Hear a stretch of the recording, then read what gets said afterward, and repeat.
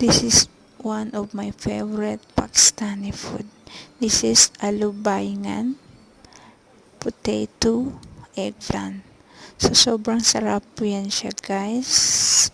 So, dati hindi ko ito alam paano siya lulutuin. Wala akong kaalam-alam sa mga Pakistani food. Pero nung tumagal na ako, unti-unti ko nang natutunan yung mga Pakistani food kung paano lutuin. Siyempre, masarap po yan siya, guys. Paborito ko ito, guys. At kinakain po yan siya with roti or parata. So, sobrang sarap po yan siya. Ayan, ready to eat na.